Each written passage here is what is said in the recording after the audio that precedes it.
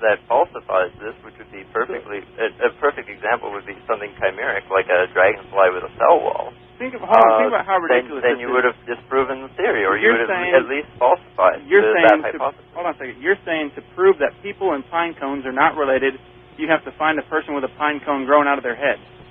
No, actually, that is what that's kind of what you're asking for us to prove.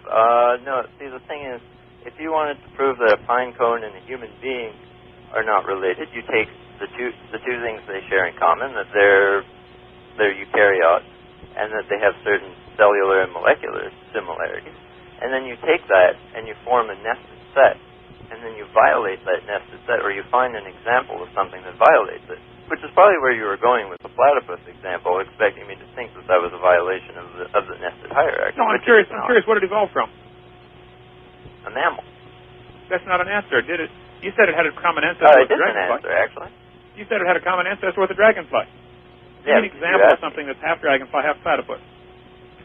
See, there you're just being disingenuous because you know that that's not what anybody's proposing, because platypus and, say, human beings share a more recent common ancestor with each other than either does with the dragonfly, so there cannot be, in the evolutionary theory, a half platypus, half dragonfly.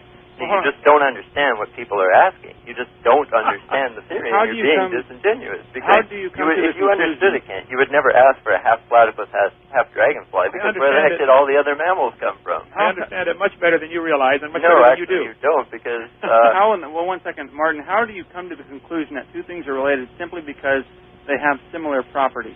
It's not about similarity. That's what you just said. You were mentioning how the dragonfly and the platypus both contain eukaryotic cells, and they're both... And it's about a nested hierarchy. Okay. Yeah, so how do you come to the conclusion that just because they have similarities, therefore they're related? Okay, do you agree that there's at least a nested hierarchy that we can distribute forms into? You can create one if you want. No, but do you agree that there's one that... I mean, a creationist... If you give me a bunch of skulls... Linnaeus was a creationist, and Hold on a second. If you give me, that doesn't necessarily mean this is a nested hierarchy by which they descended. Okay. If you give me a bunch of skulls, larger or smaller, I can organize them in that's one.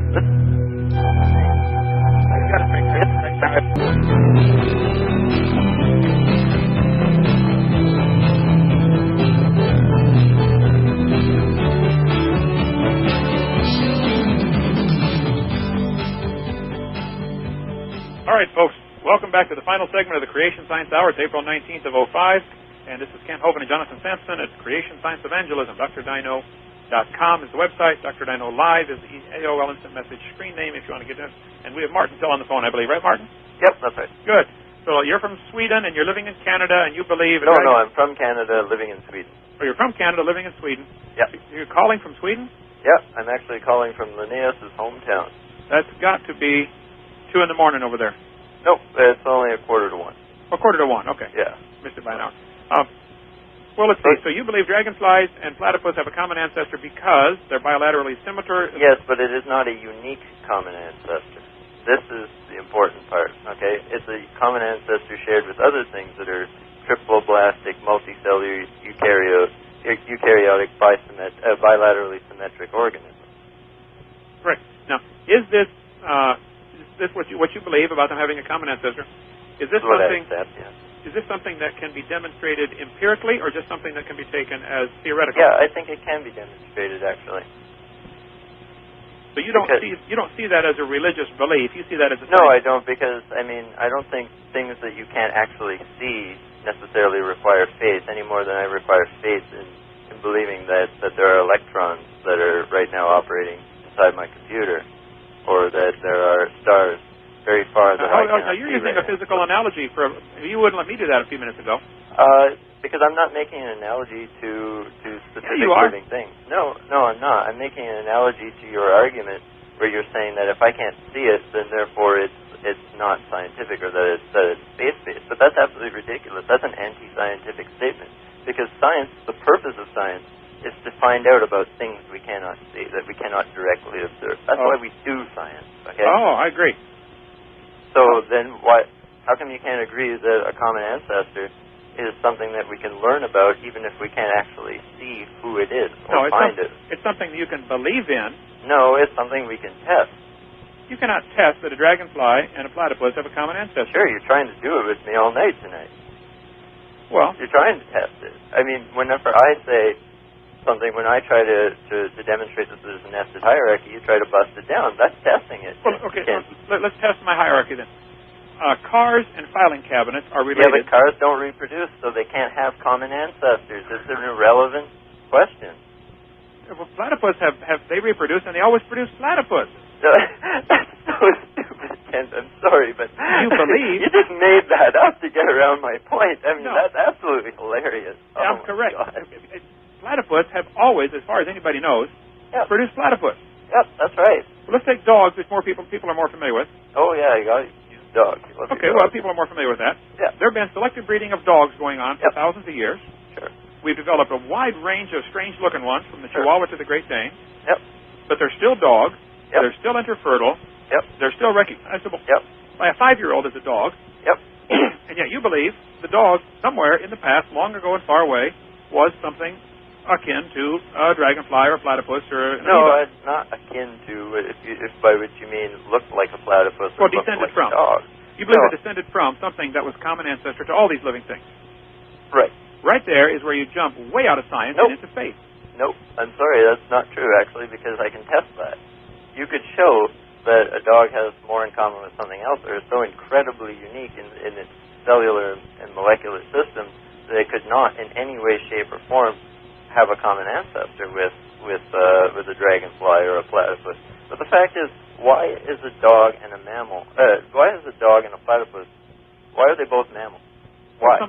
For what reason are they both mammals? What forces the Creator to make them both mammals? You told me you're in Linnaeus' hometown. Yep. Okay. He's the one that set up our classification system. Yep. I'm glad you It's been modified a bunch since then, but still, basic idea is pretty similar. Yes. We could classify things all we wanted.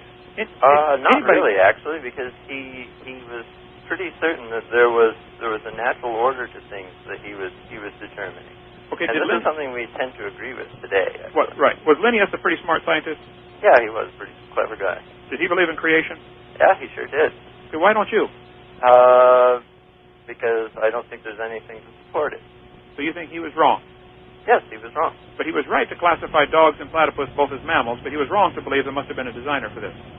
No, I don't think he was wrong to believe that. I think he had some good reasons for that. Of course, he lived in pre-Darwinian times, so he didn't have Darwin's theory of evolution to explain this. I know. Do you accept Linnaeus' classification? Yeah, Darwin's theory sure messed up a lot degree.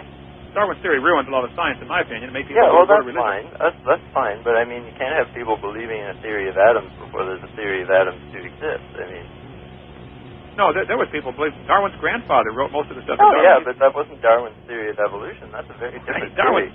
He stole most of it from his based grandfather. on natural selection. It wasn't based on common ancestry. So this is what we're talking about. We're talking about the issue of common ancestry, and common ancestry is based on the notion of nested sets. And that nested set pattern is derived from Linnaeus' classification, okay?